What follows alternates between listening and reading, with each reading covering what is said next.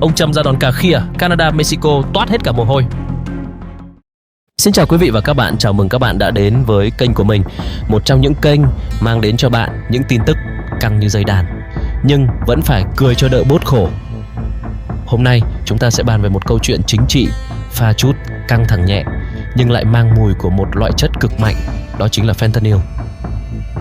Và nhân vật chính của chúng ta hôm nay không ai khác, đó là ngoài cựu Tổng thống Mỹ Donald Trump và hai người hàng xóm là Canada và Mexico.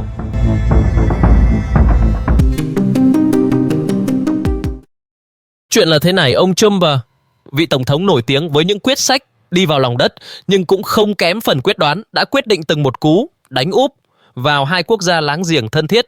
Nguyên nhân là gì? Chính là fentanyl, một loại ma túy tổng hợp mạnh đến mức chỉ cần một liều nhỏ bằng đầu kim cũng có thể khiến một người về với tổ tiên trong tích tắc.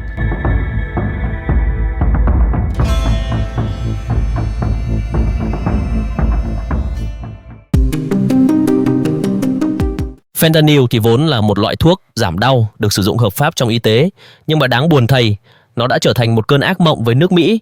Năm nào cũng có hàng chục ngàn người chết vì quá liều fentanyl, và Mỹ thì hết hồn khi phát hiện ra rằng nguồn gốc của loại chất nguy hiểm này lại đến từ bạn bè láng giềng Canada và Mexico. Chính vì thế, ông Trump đã nghĩ ngay đến một giải pháp không thể hợp lý hơn: áp thuế 25% lên tất cả hàng hóa nhập khẩu từ Canada và Mexico. Vâng, nghe có vẻ giống như một màn trả đũa kinh tế hơn là chống ma túy. Nhưng mà ai mà biết được, đúng không? Có thể ông Trump nghĩ rằng khi giá cả hàng hóa tăng lên, bọn tội phạm sẽ hết tiền để sản xuất fentanyl chẳng hạn. Cơ mà hai người hàng xóm này cũng đâu phải dạng vừa. Canada và Mexico lập tức bật chế độ phòng thủ, đàm phán sòng phẳng với Mỹ. Cuối cùng, sau nhiều màn đối đáp căng hết cả não, ông Trump đã đồng ý tạm hoãn áp thuế trong 30 ngày. Nhưng với một điều kiện, hai nước này phải cam kết thực hiện một loạt biện pháp mạnh tay để ngăn chặn fentanyl tràn vào Mỹ.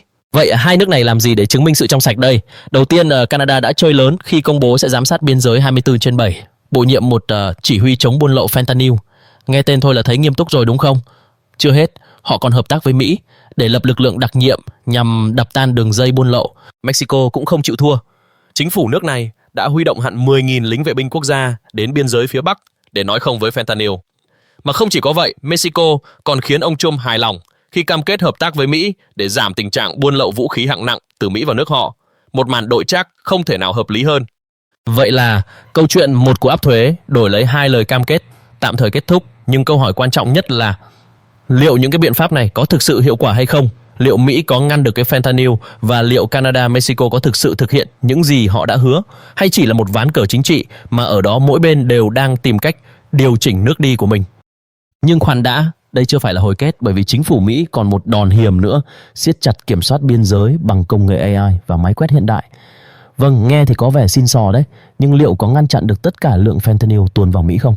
Hay chỉ là một bước đi mang tính trấn an dư luận? Thực tế, theo số liệu từ DEA, Cục Phòng chống ma túy Mỹ, có đến hơn 80% lượng fentanyl bị thu giữ tại biên giới Mexico-Mỹ được tuồn qua các cửa khẩu chính thức. Vậy thì đặt lính tuần tra nhiều hơn có thực sự ngăn được tình trạng này hay không? Hay các băng đảng ma túy sẽ chỉ chuyển hướng sang những con đường mới, tinh vi hơn? Và nói đến đây, chúng ta không thể không nhắc đến Trung Quốc. Bởi lẽ fentanyl có nguồn gốc chính từ các phòng thí nghiệm Chui ở Trung Quốc, nơi sản xuất ra các tiền chất fentanyl và gửi sang Mexico để chế biến rồi tuồn vào Mỹ. Vậy tại sao ông Trump lại né tránh việc áp thuế lên hàng hóa Trung Quốc trong vấn đề này? Có thể vì cuộc chiến thương mại Mỹ-Trung đã đủ căng và ông Trump không muốn đổ thêm dầu vào lửa, hay đây chỉ là một nước đi chiến lược tập trung vào các nước láng giềng trước khi mở rộng chiến dịch? Mặt khác, Mỹ vừa tuyên bố áp thuế 25% lên tất cả các sản phẩm nhôm và thép nhập khẩu. Nghe xong mà muốn xỉu ngang, nhưng chưa hết đâu.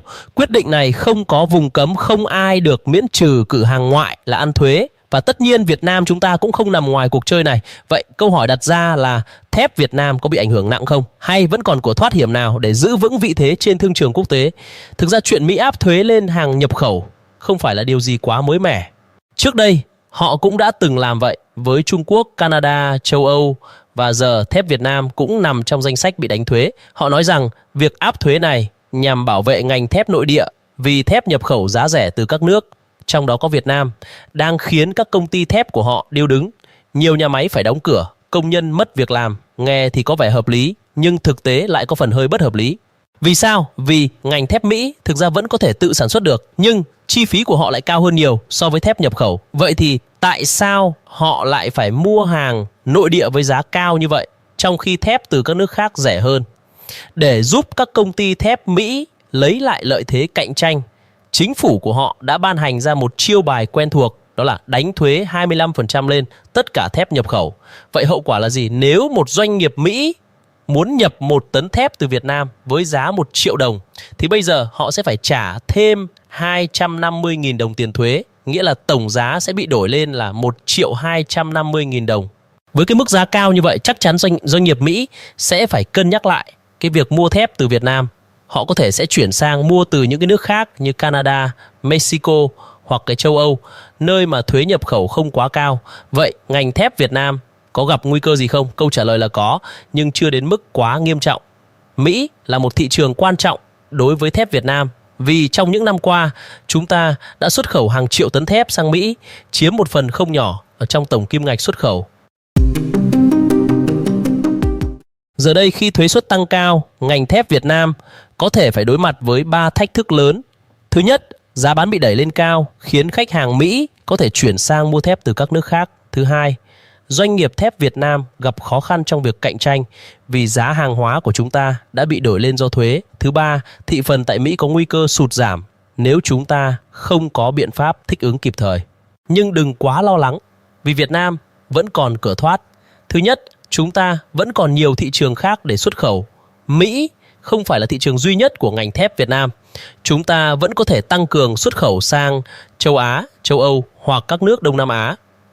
Thứ hai, nếu điều chỉnh chiến lược hợp lý, ngành thép Việt Nam vẫn có thể né đòn.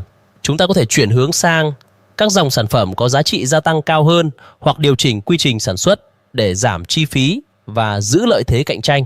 Thứ ba, đây không phải lần đầu tiên Mỹ áp thuế. Doanh nghiệp Việt Nam đã quá quen với những chiêu trò thương mại này rồi. Trong quá khứ, chúng ta đã có nhiều lần đối mặt với những hàng rào thuế quan và vẫn có thể vượt qua. Vì vậy, việc Mỹ áp thuế 25% chắc chắn sẽ gây ra khó khăn, nhưng không có nghĩa là ngành thép Việt Nam sẽ bị đánh gục. Việt Nam đã từng trải qua nhiều biến cố kinh tế, nhiều lần sóng gió, nhưng vẫn đứng vững và phát triển. Một cú áp thuế này chưa đủ để làm cho ngành thép của chúng ta sụp đổ. Bạn nghĩ sao về quyết định áp thuế của Mỹ? Bạn có cho rằng đây là một động thái công bằng hay chỉ là một chiến lược để bảo vệ lợi ích của họ? Hãy để lại bình luận để cùng thảo luận nhé!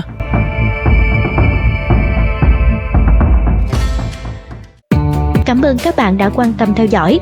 Đừng quên bấm đăng ký kênh Tin Nhanh TV để có thể cập nhật nhiều video mới nhất các bạn nhé. Chúc các bạn vui vẻ và hạnh phúc.